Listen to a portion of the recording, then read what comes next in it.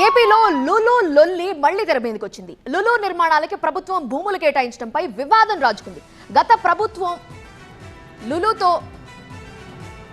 ప్రభుత్వం తరిమేసిన లులుని చంద్రబాబు తీసుకొచ్చారని టీడీపీ చెబుతుంటే లులుతో మీకున్న చీకటి ఒప్పందం ఏంటని ప్రశ్నిస్తోంది వైసీపీ.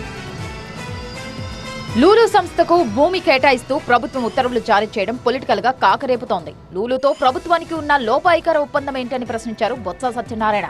13 ఎకరాల భూమిని 99 ఏళ్ల లీజుకి ఇవ్వడం ఏంటని ప్రశ్నించారు. 1300 కోట్ల రూపాయల విలువైన భూములను రెస్టారెంట్లు, సినిమా హాళ్లకు అద్దెకు ఇస్తారా అని మండిపడ్డారు.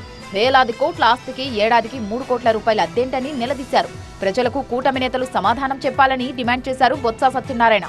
ప్రభుత్వం అట్టాసంగా చెప్పింది ఎన్నికల ముందు మేము సంపద సృష్టిస్తామని. ఇది సంపద సృష్టిలో భాగమా అని అడుగుతున్నాను. వేల కోట్ల ఆస్తిని 99 సంవత్సరాలకి పారదర్శకత లేకుండా ఒక సంస్థకి ఇవ్వడం అనేది ఎంతవరకు సంబంధించి ఆలోచించమని కోరుతున్నాను. వివాదం ఏంటంటే విశాఖలో లూలు గ్రూప్ నిర్మించనున్న షాపింగ్ మాల్, హైపర్ మార్కెట్ల నిర్మాణానికి భూమిని కేటాయించాలని ప్రభుత్వం ఆదేశించింది.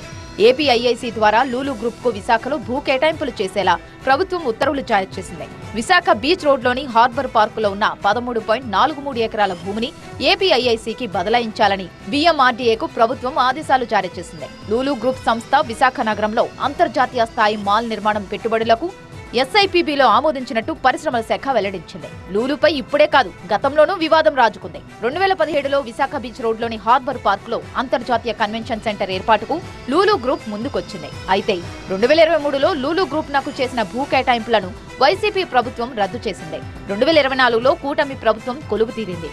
దీంతో ప్రస్తుతం మళ్లీ షాపింగ్ మాల్, హైపర్ మార్కెట్ల నిర్మాణం కోసం లూలు గ్రూప్ ముందుకొచ్చింది.